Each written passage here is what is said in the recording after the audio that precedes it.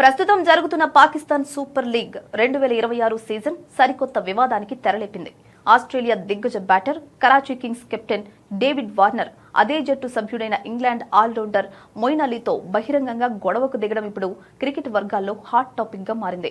దీనికి సంబంధించిన వీడియో నెట్టింట విపరీతంగా వైరల్ అవుతోంది.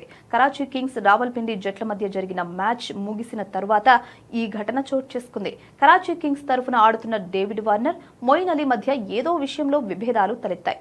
ఆ వీడియోలో డేవిడ్ వార్నర్ చాలా కోపంగా కనిపిస్తూ మొయిన్ అలీపై అరుస్తున్నట్లు స్పష్టమవుతుంది.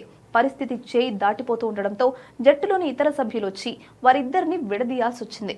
ఒకే జట్టులో ఉన్న ఇద్దరు సీనియర్ ప్లేయర్లు ఇలా గొడవ పడ్డం అభిమానులను ఆశ్చర్యానికి గురి చేస్తోంది.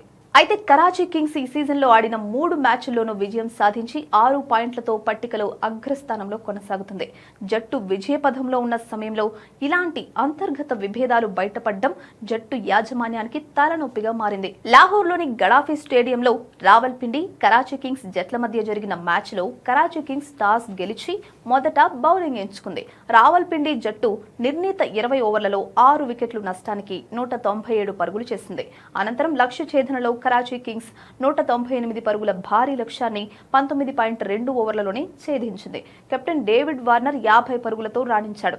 జట్టు విజయంలో కీలక పాత్ర పోషించిన కెప్టెన్, కీలక ఆటగాడి మధ్య గొడవ ఎందుకు జరిగింది అనేది ఇంకా అధికారికంగా వెల్లడి కాలేదు. కానీ డ్రెస్సింగ్ రూమ్ వాతావరణంపై ఇది ప్రభావం చూపే అవకాశం ఉందని విశ్లేషకులు భావిస్తున్నారు.